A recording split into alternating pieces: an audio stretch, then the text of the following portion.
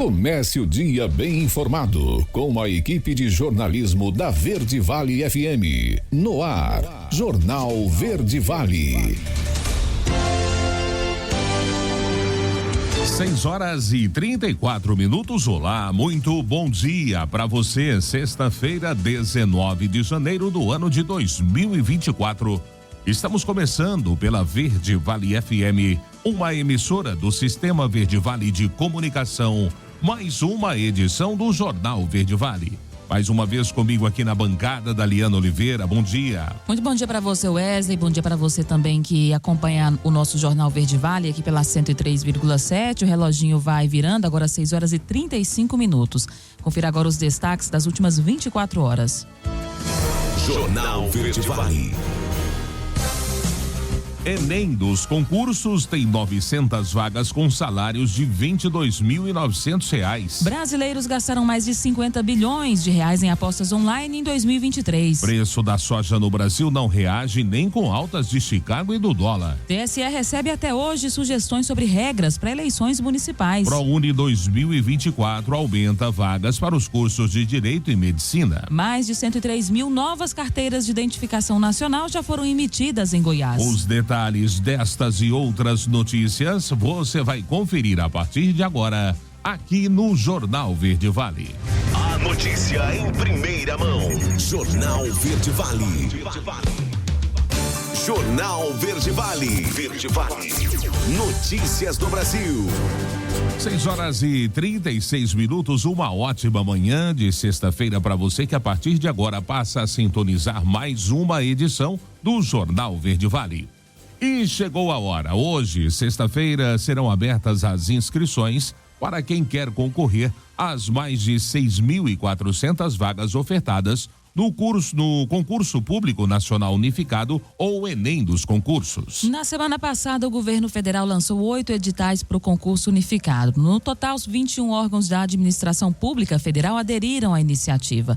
Os salários chegam a R$ 22.900 para auditor do trabalho. Serão 900 vagas para o cargo, sendo 675 para ampla concorrência, 45 para pessoas com deficiência e 180 exclusivas a candidatos negros. Qualquer pessoa que tenha certificado de conclusão ou diploma do ensino superior reconhecido pelo Ministério da Educação pode se candidatar. A Fundação Sesgran Rio será a banca responsável pela organização do certame. A aplicação das provas vai ocorrer no dia 5 de maio.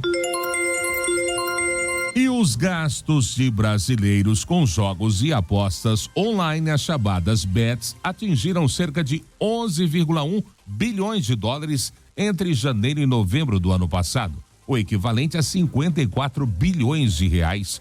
O valor aproximado corresponde a remessas feitas para empresas do setor que atuam no exterior. A estimativa foi feita com base nas estatísticas mais recentes divulgadas pelo Banco Central. Embora outras operações sejam registradas na mesma conta do balanço de pagamentos, a desagregação de dados permite um cálculo aproximado do volume pago nas transações envolvendo jogos e apostas. O montante total de recursos no acumulado em 11 meses é maior, por exemplo, do que o movimentado pelas exportações brasileiras de carne bovina em todo o ano passado.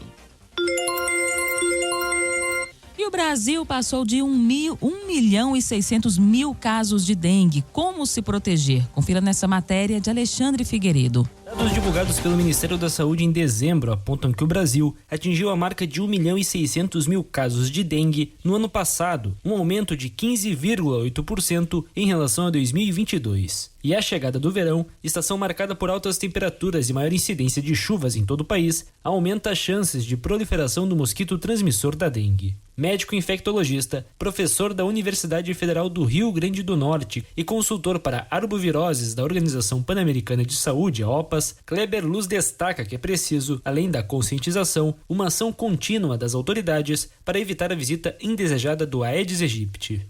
O principal cuidado, então, é o controle dos criadouros. O controle daquele jarrinho da planta, o controle do pneu que é abandonado na rua, aquelas garrafinhas PETs que facilitam os criadouros, as caixas d'água descobertas. Por outro lado, é importante que o abastecimento de água seja contínuo, exatamente para evitar que as populações tenham que armazenar a água e, com isso, facilitar a proliferação do mosquito. O infectologista alerta ainda sobre quais sintomas o cidadão deve ficar atento em caso de suspeita de dengue. É importante destacar o seguinte: se a pessoa nessa época do ano desenvolve de forma súbita, aguda, o quadro de febre, dores musculares, dores articulares, dor de cabeça, dor por trás do caroço do olho, essa pessoa provavelmente está desenvolvendo um quadro de dengue. E nesse sentido tem que procurar atenção de saúde, a unidade básica, uma UPA, para ser avaliada por um médico, ter medido os seus sinais vitais e ser orientada quanto ao tratamento da dengue, que basicamente é o suporte de líquidos por via oral e, excepcionalmente, precisa tomar um soro na veia. No fim de dezembro, o Ministério da Saúde incorporou ao Sistema Único de Saúde, o SUS, a vacina contra a dengue, sendo o primeiro país do mundo a aprovar um imunizante contra o mosquito Aedes aegypti no Sistema Público Universal. Apesar disso, o imunizante está disponível, no momento, apenas na rede privada e tem previsão de chegar à rede pública em fevereiro. Agência Rádio Web, produção e reportagem, Alexandre Figueiredo. Jornal Verde Vale, notícias de Goiás. 6h40. Uma mulher grávida de 39 semanas sofreu um acidente enquanto era levada de ambulância para dar à luz em um hospital de Minaçu, no norte de Goiás. Segundo a Polícia Rodoviária Federal, o motorista bateu em um carro e teve ferimentos graves. A Polícia Rodoviária Federal disse que a grávida, seu acompanhante e uma auxiliar de enfermagem foram socorridos pela equipe de resgate da concessionária Ecovias do Araguaia e estavam ilesos. Ainda conforme a polícia, eles foram levados para o Hospital Centro-Norte. O parto foi realizado e a criança, uma menina, nasceu forte e saudável. O acidente aconteceu na BR-153 na madrugada dessa quinta-feira. Segundo a Polícia Rodoviária Federal, eles estavam a menos de 20 quilômetros do Hospital Centro-Norte em Uruaçu, onde o parto estava agendado. Ainda segundo a PRF, o carro, o Palio Fiat de cor vermelha, seguia no sentido contrário. O motorista disse aos policiais que não sabe dizer o que aconteceu no momento do acidente, mas que provavelmente tenha dormido ao volante. E a Polícia Civil do Distrito Federal deflagrou na manhã de ontem uma operação contra um grupo suspeito de fraudar pagamentos de guias de arrecadação por meios de código Pix adulterados. Segundo a investigação, houve um prejuízo de 21 milhões de reais ao Banco do Brasil. Os investigadores afirmam que o grupo inseria códigos de barras de guias de pagamento válidas, mas adulteraram o QR Code do Pix para valores significativamente menores. As fraudes foram cometidas entre 7 e 31 de janeiro do ano passado. Entre os alvos da operação estão secretários de finanças e um advogado. As identidades não foram reveladas até ontem. Os agentes cumprem 10 mandados de prisão e 19 de busca e apreensão no Distrito Federal e em 9 estados. Segundo a Polícia Civil, 8 pessoas foram presas e 2 estão foragidas. Em nota, o Banco do Brasil informou que as investigações começaram após a apuração interna, que detectou irregularidades que foram informadas à polícia. E a Polícia Civil descobriu que a advogada Armanda Partata tentou assassinar o pai e o avô do ex-namorados antes de conseguir matá-los com doces envenenados. Vamos saber dessa nota macabra com Sabrina Monteiro. Informações atualizadas da Polícia Civil constaram que antes de entregar os doces envenenados ao pai e avó do ex, houve mais outra tentativa de homicídio por Armanda Partata. Ouvimos outras pessoas, algumas pessoas que faltavam na semana passada. Uma dessas pessoas esclareceu uma nova tentativa de homicídio da Amanda. Nós descobrimos que, além de ter oferecido o bolo, servido o bolo para o Leonardo e para a dona Luzia, que morreram, e para o seu João, que não comeu porque era diabético, a Amanda também ofereceu o bolo ao Beto, que é o irmão do Leozão, da vítima Leozão. A equipe de polícia da Delegacia Estadual de Investigações de Homicídios teve acesso ao celular de Armanda Partata. No aparelho foram encontradas pesquisas que comprovam a compra do veneno. Nesse aparelho foram encontradas algumas pesquisas que ela fez, pesquisas que ela tinha apagado, mas a polícia conseguiu recuperar. Nessas pesquisas ela buscava os seguintes termos: se seria possível descobrir o envenenamento com a substância que ela utilizou. Não vou trazer o nome da substância por questões éticas. Ela pesquisou também se a substância, o veneno que ela utilizou, tinha gosto, qual o exame que detectava a substância que ela utilizou para matar essas pessoas. Imagens de segurança mostram que o número da caixa de encomenda que Amanda Partata recebeu no hotel um dia antes do crime é o mesmo do laboratório em que ela adquiriu o veneno dia 8 de dezembro. O delegado do caso acredita que Amanda agiu de forma consciente. Totalmente consciente, a Amanda ela demonstrou a todo momento que é uma pessoa que tinha plena consciência de que o que ela fazia era errado. Ela não tem nenhuma doença mental que a impeça de entender a ilicitude dessas condutas. E ela premeditou, estudou esse crime muito bem, inclusive estudou uma forma de evitar que o crime fosse descoberto. Sabrina Monteiro, da Agência Brasil Central. Jornal Verde Vale. Esportes. 6h45. E a dupla Marcos Braz e Bruno Spindel está em Roma para tentar finalizar a negociação por Vinha, lateral esquerdo da Roma, que atualmente defende o também italiano Sassuolo na condição de emprestado. A ideia inicial do Flamengo era pagar 6 milhões de euros, enquanto que a Roma queria 10 milhões da mesma moeda. Conforme os clubes foram se falando, houve uma flexibilização das duas partes. O rubro-negro subiu a oferta e incluiu metas que podem tornar o montante final da transação ainda maior. Em apuração com uma fonte ligada a Roma, a informação é de que os italianos entendem que o Flamengo está se aproximando dos valores aceitáveis.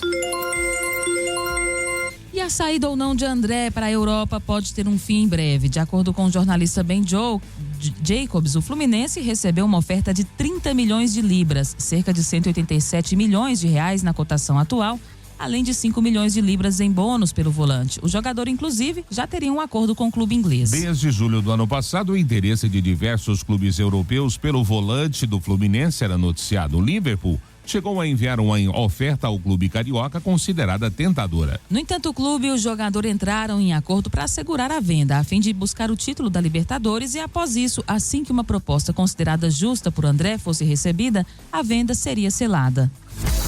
Jornal Verde Vale. Agronegócios. 6h46. O mercado brasileiro da soja registrou poucos negócios nesta quinta-feira. Apesar da reação positiva de Chicago e do dólar em leve alta, as cotações caíram no Brasil. Conforme analistas, a disparidade entre safra velha e a safra nova vai acabando, diminuindo o spread de preços. Além disso, o lado vendedor está acuado, com a saca já sendo negociada abaixo dos R$100 em algumas regiões. Os produtores demonstram desânimo, sendo forçados a carregar os custos até que o cenário de preços melhore. Confira os preços da saca de 60 quilos no fechamento dessa quinta-feira. Em Porto do Rio Grande se manteve em R$123.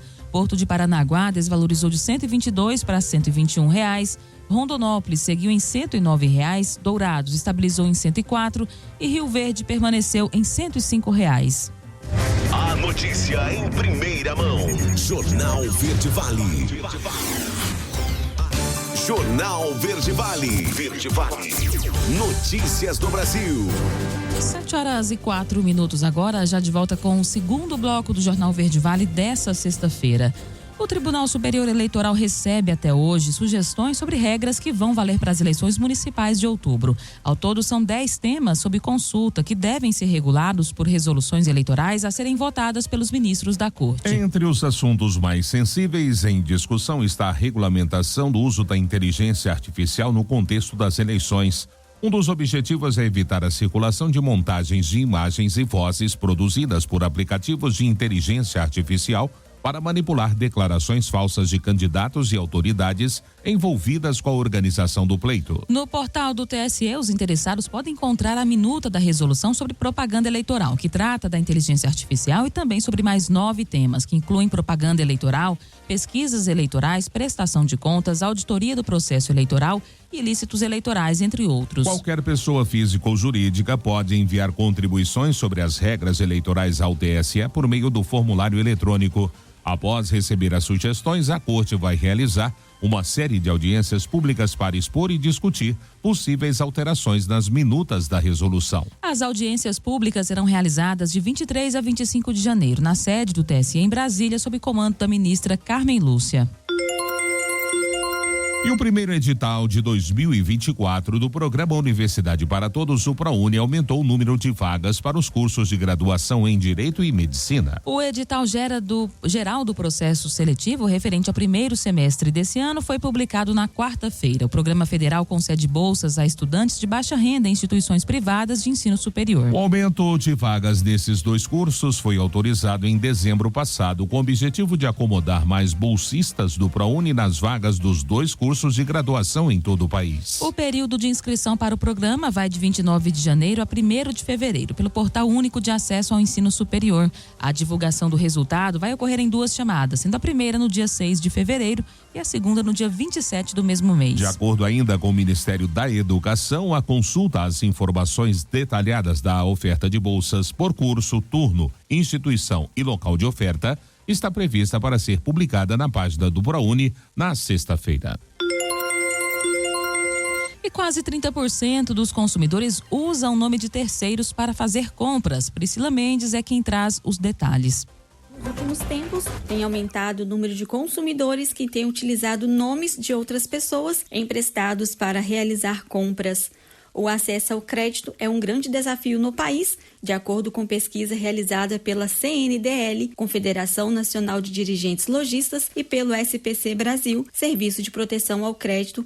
Diante da recusa de um pedido de confiabilidade, a solução encontrada por muitos consumidores é usar o nome de familiares ou amigos, como destaca Daniel Sakamoto, gerente executivo na CNDL. De acordo com os dados da pesquisa, o empréstimo de nomes é relativamente comum. 27% afirmam que fizeram compras usando o nome de terceiro nos últimos 12 meses, especialmente utilizando o cartão de crédito. E a principal justificativa para isso é o fato da pessoa que quer o crédito, ela não está com esse crédito aprovado ou ela já gastou, já estourou o seu limite. Então ela vai em busca aí de alguém para poder emprestar o nome, emprestar o crédito para realizar suas compras. O estudo revela ainda que na hora de pedir o nome emprestado, as pessoas mais procuradas são aquelas do círculo de convivência, como cônjuges, pais e irmãos em terceiro lugar. Na avaliação do gerente executivo da CNDL, o consumidor que empresta seu nome precisa refletir sobre as consequências do ato, pois a responsabilidade legal sobre a dívida é sempre de quem empresta o nome. O maior risco é o não pagamento da compra e a negativação do nome da pessoa que emprestou o nome, né? Então, como são pessoas com laços familiares, o maior risco é aquele impacto familiar, impacto social, que acaba sendo grande, você tendo algum problema sendo ocasionado para algum familiar seu. E é importante destacar que o responsável pela compra é quem emprestou o nome. Então, é importante ficar atento e tomar bastante cuidado com isso. Mesmo que você esteja emprestando seu nome para algum familiar, a responsabilidade acaba sendo sua. É importante que a sociedade como um todo esteja ciente dos riscos associados ao uso de identidades emprestadas em transações comerciais. Agência Rádio Web, produção e reportagem. Jornal Verde Vale. Notícias de Goiás.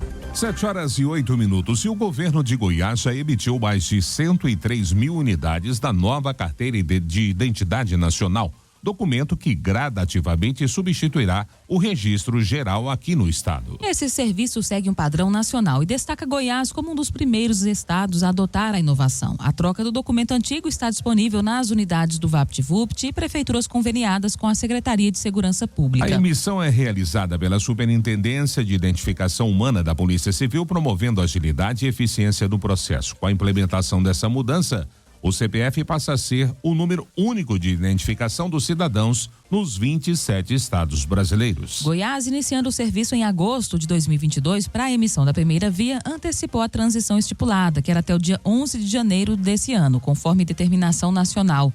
Desde outubro de 2023, todas as carteiras emitidas no estado já adotam um novo modelo.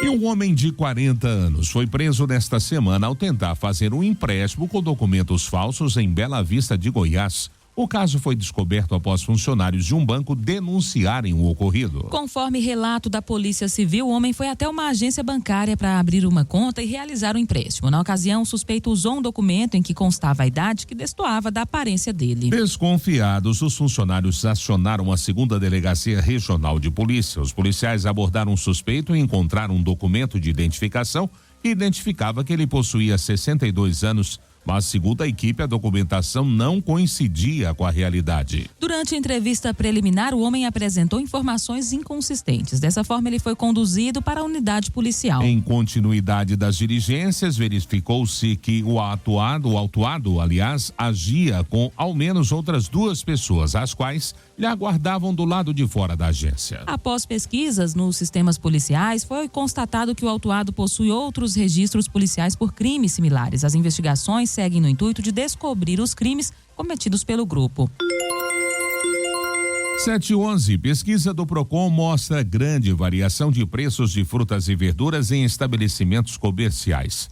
Vamos conferir os detalhes com a Janda Nayara. A pesquisa realizada de 12 a 14 de janeiro abordou 20 produtos entre frutas e verduras em 9 estabelecimentos comerciais da capital. E o grande vilão da pesquisa foi o tomate saladete. O menor preço encontrado pelos fiscais do Procon foi de R$ 3,99. Já o maior preço foi de R$ 13,99.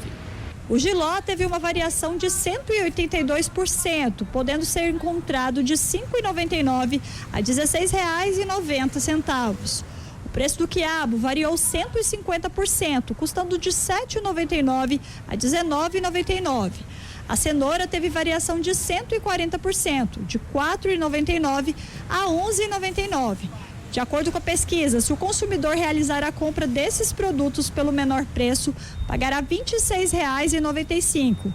Já se pagar o maior preço, o gasto será de R$ 73,86, uma economia de mais de R$ 46. O Procon orienta o consumidor que sempre que você for fazer suas compras, faça pesquisa.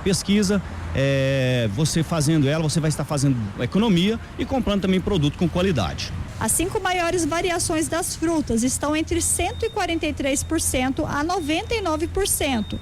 O maior delas foi o mamão formosa, que oscila entre R$ 3,69 e R$ 8,99. O quilo da laranja foi encontrado de R$ 3,29 a R$ 7,99. O que acontece é política de preço. Geralmente alguém vai ter uma política de preço diferente do outro. Então é aí que quando o consumidor realizar a pesquisa, ele irá estar comprando um produto com qualidade e também fazendo economia. Lembrando ao consumidor que a pesquisa que o Procon realiza, ela está no site da Prefeitura de Goiânia, ele pode entrar lá, Prefeitura de Goiânia, que ele vai estar vendo aquela pesquisa com o endereço local onde ele vai estar comprando mais barato. A Roberta tenta pesquisar sempre antes de comprar para tentar economizar. A pesquisa é essencial nesse momento que nós estamos vivendo, né? De instabilidade financeira, onde a gente vê uma discrepância muito grande entre um estabelecimento comercial e outro. O gerente do Ceasa diz que os preços, de uma forma geral, estão mais caros também no atacado. Nesse período do ano, já é previsível a alta dos preços dos hortifrutis. Janeiro e fevereiro sempre são os meses mais críticos e se falando de preços elevados. Então nós estamos vivendo esse momento agora com a alta quase que geral dos produtos. Janda Nayara, da Agência Brasil Central. Jornal Verde Vale. Esportes.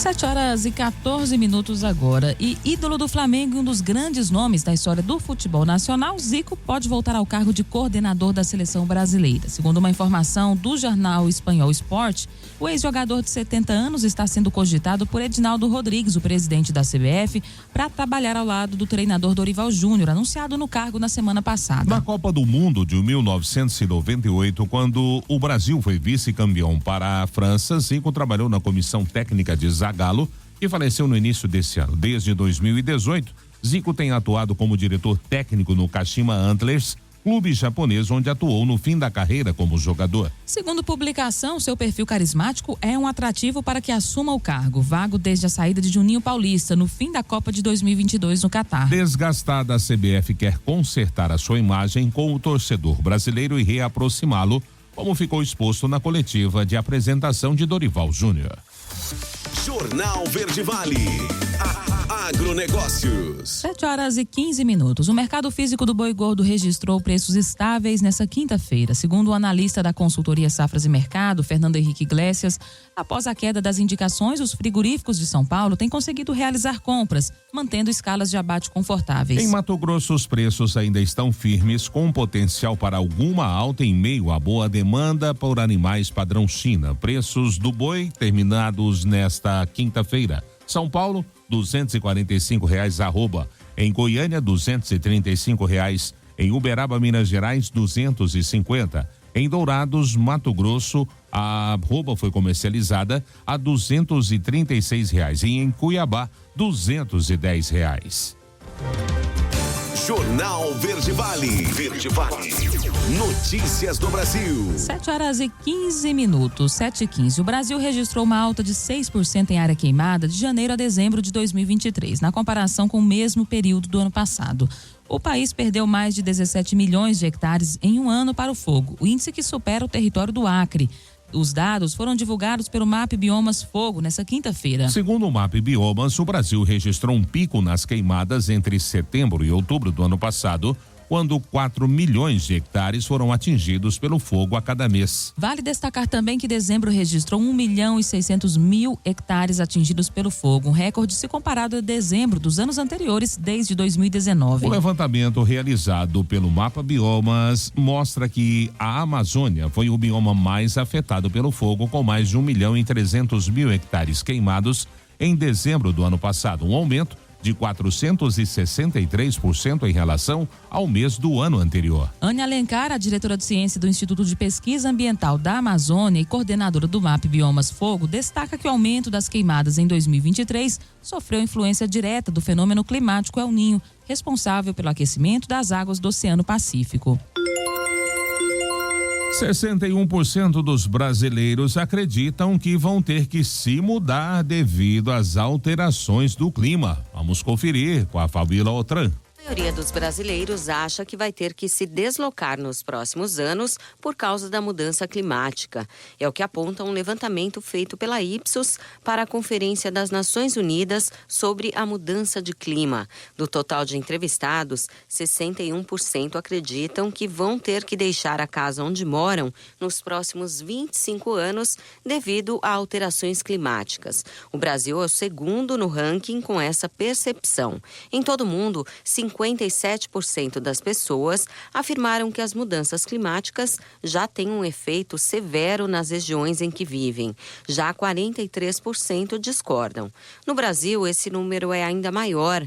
A grande maioria dos participantes disse que as mudanças climáticas já atingem de forma rigorosa o país. Nesse caso, perde apenas para o México. Por outro lado, Suécia, Grã-Bretanha e Malásia apresentam as menores taxas de concordância com relação aos impactos locais. Quanto ao futuro aqui no Brasil, 85% dos entrevistados creem que os impactos das alterações de clima serão ainda piores nos próximos 10 anos. Da Rádio 2, Fabíola Altran. 7h18 agora, último intervalo do Jornal Verde Vale desta sexta-feira. Já no próximo bloco, o concurso unificado, as inscrições com isenção de taxa vão de 19 a 26 de janeiro. Matrículas para a educação de jovens e adultos estão abertas em Goiás. E claro, espaço para as nossas notícias locais com ele, J. Pereira. Não saia daí. Voltamos já trazendo tudo em detalhes para você. Jornal Verde Vale. Jornal Verde Vale. Verde Vale. Notícias do Brasil. 7h27 agora. Estamos de volta com o último bloco do Jornal Verde Vale desta sexta-feira.